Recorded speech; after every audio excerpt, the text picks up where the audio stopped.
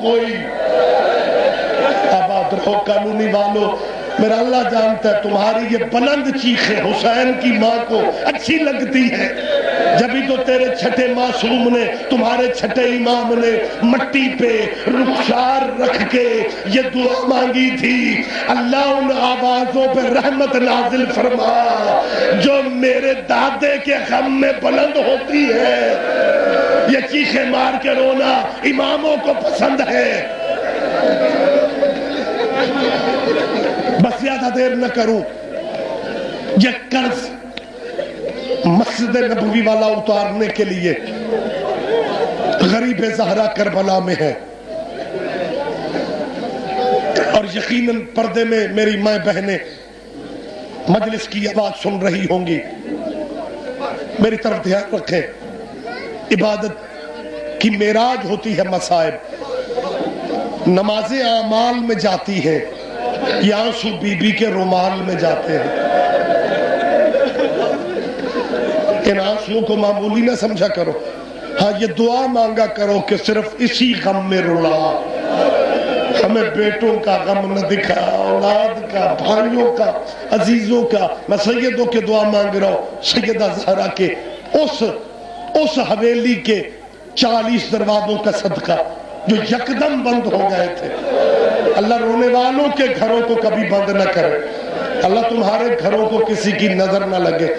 حسین قرضے اتارنے کی تیاری میں ہے، یہی سبب ہے کہ آپ کو مقتل کی اور حسین امام کی سیرت کی کتابوں میں یہ ملے گا کہ نافلہ شب تہجد کی نمازوں میں حسین اللہ سے دعاؤں میں مانگا کرتے تھے، میرے اللہ مجھے وہ بیٹی دے جو میرے بغیر زندہ نہ رہ سکے،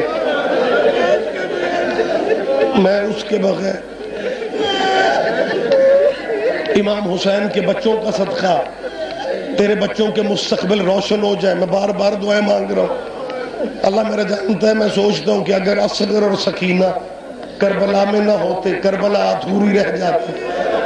بی بی رباب تیری تربیت کے کیا کہنے، بی بی ام رباب تیری تربیت کو ہمارے سلام، بی بی تو نے انتہا کر دی۔ ایک لفظ مجھے کہنے دو، جب بی بی زینب نے کہا نا بی بی رباب ام رباب سے بھر جائی، میرا حسین اصغر مانگ رہا ہے، وہ کہتا ہے میری فہرست ادھوری ہے، میرے امتحان ادھورے ہیں، اصغر کو لے آ۔ رباب بی بی کہتی ہے میں تجھے حسین کے بعد حسین ہی سمجھتی ہوں، میرے لیے تو بھی حسین ہے، زخمی تیرا ویر خیمے کے دروازے پہ ہے نا، اسے خیمے میں بٹھا، اتنی دیر میں اصغر لے آتی ہوں، اتنی دیر بہن بھائی اکٹھے بیٹھ لو، اللہ کرے میں سمجھا سکوں، کچھ دیر تو بہن بھائی اکٹھے بیٹھ لو، میں اصغر کو لے کے خیمے میں آ جاتی ہوں۔ اب یہ درد میری ماں بہنیں سمجھتی ہیں، باپ بیٹے کو باہر لے جانا چاہے، ماں کی کوشش ہوتی ہے میں بیٹے کا منہ دھلوا لوں، میں بیٹے کے بال درست کر لوں، میں بیٹے کو کپڑے اچھے پہنا لوں۔ اصغر کا منہ چوم کے بہت روئی ماں ربا، اور رو کے کہتی ہے اصغر مجھے پتہ ہے تو دادی کے پاس جا رہا ہے، دادی سے شکایت نہ کرنا کہ میری ماں نے تیار کیوں نہیں دیا۔ اصغر میرا پیکا دیس ہوتا میں ایسے تیار کرتی دنیا دیکھتی، دادیوں کو پوتے بڑے پیارے ہوتے ہیں، میری شکایت نہ کرنا۔ یہ اصغر سے کہہ کے بی بی نے دائیں بائیں، پہلا خیمہ دوسرا خیمہ، سکینہ سکینہ سکینہ، چوتھے خیمے سے 3.5 سال کی بیٹی ملی۔ بی بی رباب کی 2 اولادیں ہیں، اصغر سکینہ، اصغر کو گود میں لیا، سکینہ کو انگلی سے پکڑا۔ جس خیمے میں زینب اور حسین تھے وہاں بی بی رباب پہنچی، اصغر کو لے کے حسین کی گود میں رکھا، سکینہ کو بی بی زینب کی جھولی میں بٹھا کے رو کے کہتی ہے سیدو میں جیسے خالی جھولی آئی تھی، آباد رہو تیرا پرسا حسین کی اماں قبول کر لے۔ سیدو میں جیسے خالی جھولی آئی تھی میں ویسے جا رہی ہوں۔ یہ کہہ کے بی بی رباب نے ایک فقرہ کہا جو ہمارے مذہب کے بزرگ عالم دین سید نظر حسین شاہ ڈنگے چک والے اس مقام پہ کہا کرتے تھے کہ جب بی بی رباب نے اصغر حسین کی گود میں دیا، سکینہ بی بی زینب کی گود میں، اللہ کرے آپ سمجھ جائیں درد والا فکر ہے، ہر بندے کی سمجھ میں نہیں آتا۔ بی بی ام لباب اصغر حسین کو دے کے سکینہ بی بی زینب کو دے کے فضہ کو بلا کے کہتی ہے فضہ آؤ اب ہم کنیزوں کے خیموں میں چلیں. حسین کی اماں تیرا پرسہ لے لے, حسین کی اماں تمہاری تعزیت قبول کر لے. بس میں آخری فکروں سے قریب ہوں, اب میں زیادہ دیر نہ کروں. حسین غریب ہو گیا, حسین غریب ہو گیا. جس بیٹی کو تہجد کی نمازوں میں اللہ سے مانگا تھا, اس نے یہ آواز سن لی کہ میرا بابا کہہ رہا ہے میں غریب ہوں. دعا مانگو کسی بیٹی کے سامنے باپ کو غریب نہ کہلوانا پڑ جائے. سکینہ دروازہ خیمے پہ آ کے کہتی ہے دادی فضہ مجھے میدان لے چل, میرا بابا کہہ رہا ہے میں غریب ہوں, میں دیکھنا چاہتی ہوں غریب کیسے ہوتے ہیں. فضہ نے سکینہ کو گود میں لیا, خیمے سے باہر سپاہی ہجوم, قاتلوں کا رش.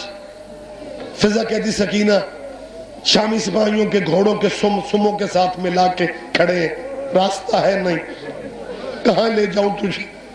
فضہ کی طرف دیکھ کے سکینہ کہتی دادی مجھے اتار دے.